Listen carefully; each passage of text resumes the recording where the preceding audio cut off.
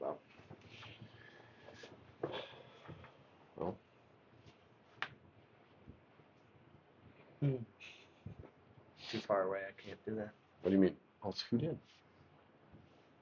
Oh, there you go. Yeah. What if we get real close? Mm. Um, so I come across this question a lot with client. I don't know what to do with my arms. It's going to be a part of this process is figuring out. It's like stepbrothers. Like I don't know what to do. uh, so I just wrote a blog and I it kind of summarized a meeting I had with a client, but also it's something that happens a lot. Um, and basically, Jason and I have these conversations quite frequently where it's like, hey, I talked to this person or this happened in the gym, and we have all these conversations, and I'm like, it'd be really beneficial for a lot of people, whether you're, a former client and somebody who maybe knows us or just is looking for a place to work out, or um, you know, maybe you just want two weird people to listen to. I don't know. But we have a lot of things that we've encountered in, almost 30 years combined of coaching that we figured, what, we'd sit down and we would make some content in the sense of somebody might benefit from this. We're probably going to get off on some tangents too, but today I wanted to really just kind of like discuss this conversation and some of these conversations that we have, and I know you've had them too, where the idea of like getting back into the gym or starting a new routine or getting back at it, how difficult that is for people. Um, and in the blog that I wrote, which I encourage you to go look at, but was one instance, but I've had probably 100 of them over the years where I run into somebody that I know, um, and whether they're working out somewhere else or whether they're working out or not working out at all, I think sometimes like they feel almost obligated to tell me like, hey, I need to get back in the gym or hey, I need to do something. When really a lot of times I just want to see them and talk to them because they're people I know and are friends with. Um, but some of the things we hear, and I think that's kind of one of the things I wanted to see if you have other stuff too, is like I don't want to start over, or starting over is too intimidating, or I hear I'm so far gone, like you've never met somebody as out of shape as I am, like have you ever had instances where somebody like, or maybe it's a friend or a family member, they know that you're a trainer or power lifter, and they're like, you know, how did you get this, or how do you get motivated, or whatever, but just I've had the motivation question a lot. It's slightly kind of different than like more so of how do I stay motivated to keep doing it, and that's a little bit different situation. But like referring to some of the instances of like too far gone, or it's a client that worked out for a while and then had to take a step away for whatever part of that. I think the most common one I've come across is they know how much work they've had to put in to get to where they were when they left, and looking at that as having to kind of start over is intimidating. And I sometimes try to kind of lessen the blow, I guess, in a sense of like, of yes, it's gonna be it's gonna be a process to come back to, but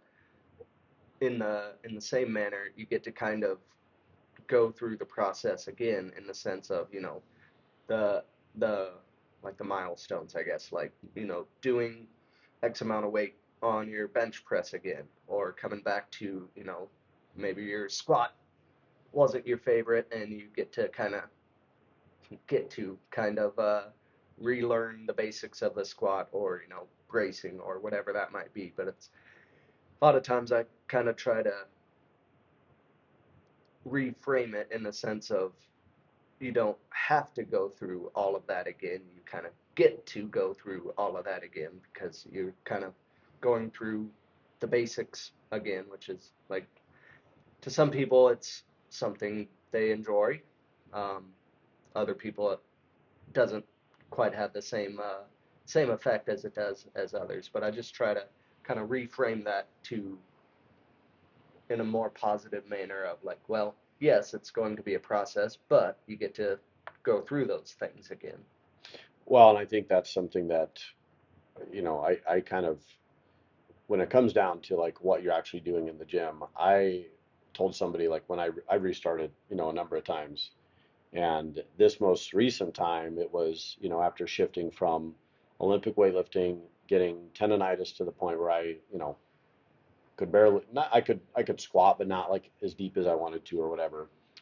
Part of that is I'm getting older. And then I shifted to going all in on this triathlon thing where I basically stopped doing anything other than cardio because I was so far out of the cardio conditioning. When I started doing our group workouts again, I thought about it. I was like, God, this is probably really like it's probably the first time in about 5 years or so that I was focusing primarily just on our normal kind of group workouts, which I still think is probably one of the best things that I've ever done. Um, and I told somebody, I said, like, I'm actually looking forward to feeling all the progress come back so fast. And I mean, in a matter of a few weeks, it's felt exponential because like those first few workouts, I'm barely moving an empty bar, even doing squats and stuff. It was an empty bar, and putting like 30 to 60 pounds a week on those lifts is pretty exciting. And Mm-hmm. so that's why, like, it's in my blog I wrote, it's not starting over, it's starting again. And, I made some notes in there, but it's like, think about all the things that you've gained, and even you, like, I mean, we've had conversations about like, you've squatted 435 pounds and putting 285 on your back right now is really intimidating, thinking that, holy crap, I did 150 pounds more than that. But that's where you're at right now, Mm-hmm. right? And so, like in terms of these conversations where it's scary, intimidating to start new or start again, or if you feel like you're so far gone, that's one of the best things about. I'm not even going to call it exercising, just activity is just moving, Yeah. and I think especially right now with social media, with all these influencers and all the supplements and all the things, we're built in every way to want to get to the end as fast as possible. I mean, look at even our food. It used to be that families would spend 2 hours making and enjoying dinner together, and now it's like we can't get it in the microwave and in our gut fast enough. Yeah. And that's like the norm. Like you're out of the norm if you don't do that, if Yeah. you're not getting fast food, or if you're not doing those things. So, like when it comes to training, like if all you got is 10 minutes, do 10 minutes, go for a walk. Yeah. And that's kind of what I said again in this blog was just like, start by moving, doing, the minimal amount that you need to get better and going from there. Um, and we're going to edit this out.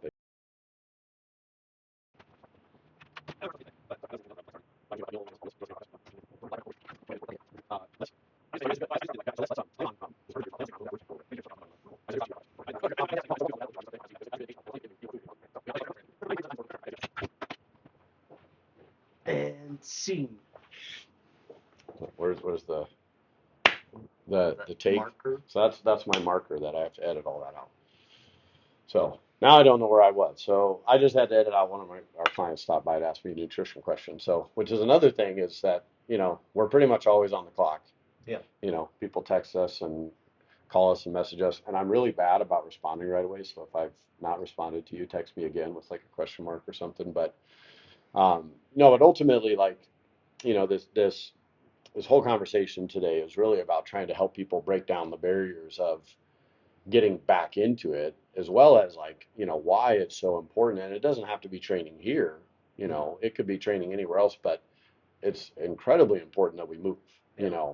walking, movement, strength training. Like you know, as we age, we're going to get, a little bit weaker as we lose muscle. Our mobility is going to get worse. And so we want to combat that, as best we can. But I don't want to turn this into just a boring talk about all the things that you get to do or, need to be doing. It's more about like, how do we encounter that stuff in the gym? And so, when people come in, like actually part of the reason I even thought about this is, we were very fortunate. We've had like 4 or 5 former clients come back in the Mm-hmm. last month.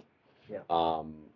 3 of them were people that we were like minutes away from sending messages to follow up because we hadn't seen them in a while.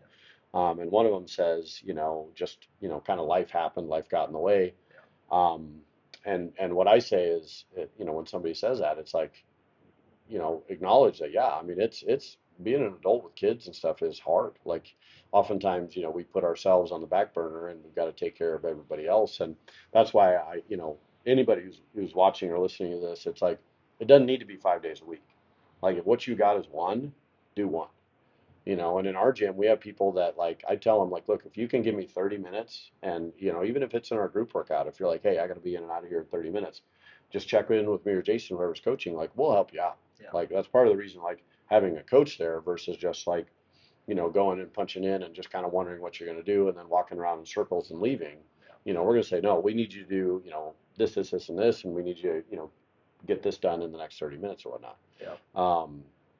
But yeah, I mean, and feel free to chime in. I know I'm a yapper, but No, I was just thinking of uh, our couple at 5:30 that have come back and um, I mean, yeah, just really embraced, well, not to use a cliche, but embraced the challenge of, they had some uh, setbacks medically and had to take a break for a while and have now since come back the last couple of weeks and have just really, really enjoyed the process of starting over. And, where I'm always making sure to check in on them and help them with scaling and everything that kind of goes along with getting back into the swing of things. And but it's kind of the opposite side of that coin in the sense of they're kind of embracing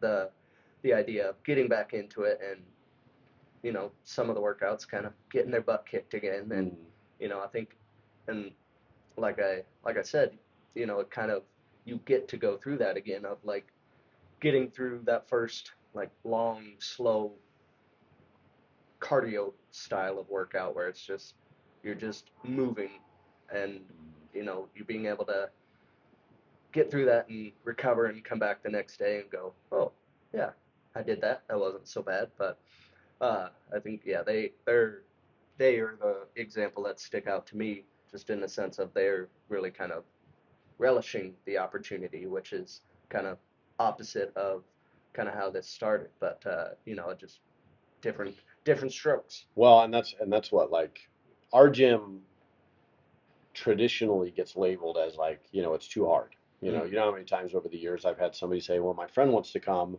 but they need to get in shape first. Or like, I really want to come back, but I'm going to start running and I'm going to start doing these other things. And mm, it's like, the barrier to entry here is zero. yeah, Like yes, if you've had an accident or an injury and we need some doctor, clearance, that's different. But anybody pretty much at any time can start with some instruction. That's why everything is coached. yeah, But we so frequently hear like it's too hard or the workouts are too hard. And you mentioned scaling, and for anybody who doesn't know, scaling just means that we modify the workout to the ability of the person. And so it's like if we're doing, let's say, for example, it's a bench press workout. Well, Jason can bench, 300 pounds. Our average male can maybe do 175 to 200, and so it's like to expect them to do the same thing is not going to happen. But if I say, hey, we should be doing sets of 5 to 8, and each set should start light and then build up to a more challenging set, like that's relative. And that's what this, the whole concept of, relative is this idea that, anybody can do it provided that, we're doing the things correctly. And so, and that's a whole nother conversation is, about when to emphasize technique versus intensity and all that stuff. But, trying to stay on this conversation of like people, and I want to kind of like keep this from getting into like, a bunch of what you should and shouldn't do and more about like, how we encounter some of these, mm, these issues and how they overcome them. Or like, have you ever had an example where like, let's say somebody, you can tell that things aren't clicking for them and maybe they're like on the verge of, like maybe they want to stop training or maybe they want to change or maybe they miss a session or two. Is there anything that you've ever encountered where it's like, okay, here's an example of where, I as a coach help get this person kind of back on track? Hmm, I know I'm kind of throwing it at you, but that's what just I'm in going to do. terms of like, Just in general, like, so I'll give an example. So I had a client that, great client, had missed a few sessions. I messaged her and said, hey, we've been missing you at the gym. And she said, yep, I'll be there Monday. Monday hit, hadn't seen her, and then, I was like, well, I'll give it one more day. And then I ended up running into her in the grocery store, and I just acknowledged, like, hey, you know what, you're really busy. I get hmm it. Like, but I want you to, enjoy the process, and I want you to enjoy coming to the gym. So if it's okay with you, I'm going to keep sending you a message every now and then, because we want to, we want to see you there. You've got hmm some goals that you want to work on. And she was there the next night, yeah, and she said, it was just, I had to make sure that, you know, I I had to hear that this was my commitment, was that I wanted this goal, and this goal was to, lose weight or build muscle or whatever. And I just needed to hear that, it was something that I wanted when I started. And so then I'm going to, keep hmm working on it. Um, and so, and again, there's probably a countless number of times that we've inadvertently, or even just, you know, you just happen to pass somebody on the street and they see you waving in your vehicle. I've had that. Actually, I had a client just yesterday, him and I were talking about something, and I saw him out on a walk, and he messaged me and said, hey, seeing you reminded me oh, of this, yeah, right? So there's those instances too. hmm Um, so I don't know if you had any that comes to mind. uh, not as specific as like in the gym. I'm not very good at reaching out. That's his job. Um,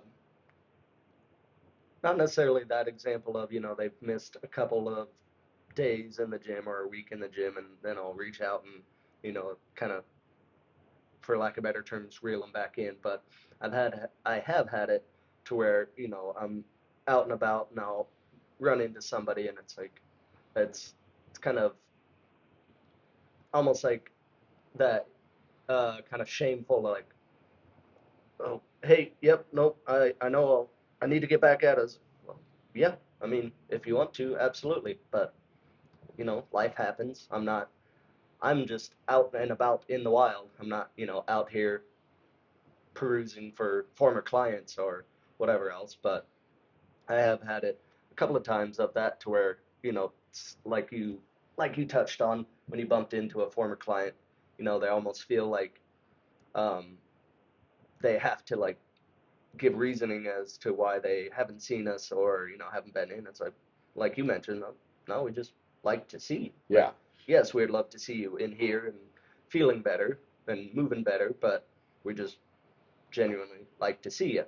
Well, and I think that's again with our gym, we get to know everybody in some capacity. Now, Mm, before you came here, I worked, all the hours, and I got to know everybody, and my life situation has changed quite a bit. And so, mm, like, you cover a lot of our evenings, and so I don't get to see our afternoon clients as much, but it's still really important to kind of touch base, mm, with those people. And so but yeah, that's an interesting thing, and is um, kind of off on a tangent, but it's like, I remember I was at Walmart one time, and I ran into a client, and I happened to have, this was like 7, 8 years ago. I had a case of Mountain Dew in my thing, and I tried hiding it because I was like, I don't want this client to see that I'm yeah. drinking Mountain Dew, but I'm a human. I like to sit up on the weekends and play video games, like a lot of people. And I had a case of Mountain Dew, and when my client saw it, she's like, "Oh, well, you drink Mountain Dew too?" And I said, "Well, I very much lived like that kind of 80-20 lifestyle. Back then, it was Mm, probably more like 70-30 in terms of, like, I trained my butt off, and then I would eat and drink like crap on the weekends. Um, but ultimately, yeah, that was like, and we could sit here and probably, if we think long enough, we could come up with a number of examples. But the to kind of reel it back in, um, you know, general physical activity doesn't need to be like training super crazy hard. We could do a whole show on like what progression looks like, but realistically, like, what you're doing now should be easy. Like, if you're getting back into it and you haven't trained in forever, like, do something really easy, low hanging fruit. You can do it. You might even do the same thing, mm, right? There's times where I'm sure, like, you've taken a client who's maybe progressed, and maybe they go on vacation, you've had to like back it mm, down a little bit, right? yeah.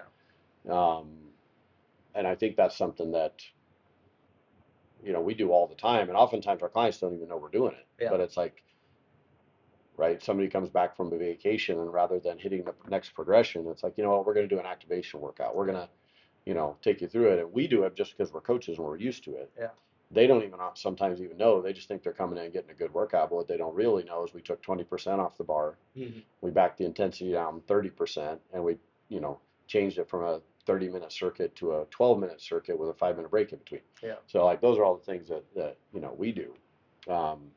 But yeah, I mean, I think it's just without sitting here and trying to hammer it in, I think we covered most of that, right? Probably. Yeah. And About 7 tangents.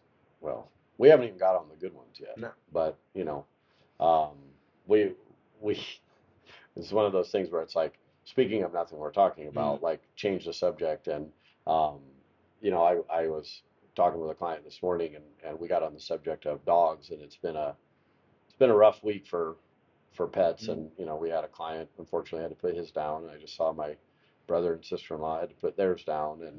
And my client that we were talking about it had, you know, has a sick dog, and we've got a dog that's getting older with arthritis. And it's like, you know, it's a odd subject to change it to, but it's like one of the things with we sometimes treat our animals better than we treat ourselves. Yeah.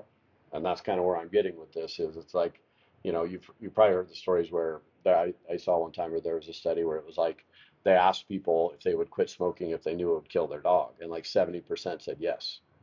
And then they asked them if a different group of people, 1,000 people, if you'd quit smoking if you knew it would kill your spouse, and it was like 40%. And which is crazy to think about. And then obviously this is just one study, Yeah. but it's like, when we see a dog, we light up. We do things for our pets that we probably wouldn't even do for ourselves. Yeah. I know I've got, if you know us, our gym dog has diabetes. She's had a stroke and she's deaf and blind. And so I pretty much accommodate for her all the time. But, that's why like this kind of fits with this topic of, you know, if you're not currently active right now, might have to think about, okay, well, where do I see myself in the next year, 2 years, 5 years physically? Not just like, can I buy this or do I want to go on vacation? But like when I go on vacation, is it going to be hiking or is it going to be, something where I'm, riding rides? And like, it doesn't make one better than the other, but it like opens up the options. Yeah. I had a client a while back that told me that this was probably a couple of years ago that this couple ended up going and doing like more of a hiking vacation, which they'd never done before, but they had both kind of gotten in good physical shape and they were able to do that. So that's good. But again, that was definitely a speaking of nothing. We're talking about getting to the dogs and then bringing it back to, how we don't take care of ourselves sometimes, but we're willing to take care of our dogs and spend hundreds, if not thousands of dollars on, dog related stuff, toys and supplements and whatnot. But we're not as likely to do it for ourselves. So, um, yeah. Any other tangents we want to cover? I don't think so.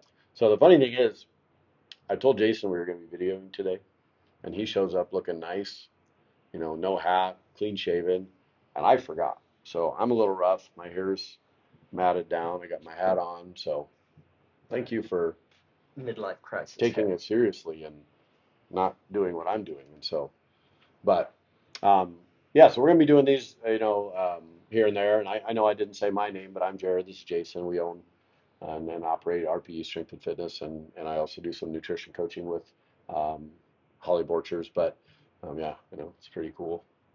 So we'll be doing these periodically. If you have another topic that's health fitness related or just general stuff that you want us to BS about, I promise we'll get a little bit more comfortable with this. But I'd say we did okay for the first time. Neither one of us cried. Nope, not on camera. No mental breakdowns. Not on camera. We didn't have any awkward silences. Although we probably do need to make eye contact better, but not for too long because then it's just staring. Bane of my existence. Okay. All right. Till next time.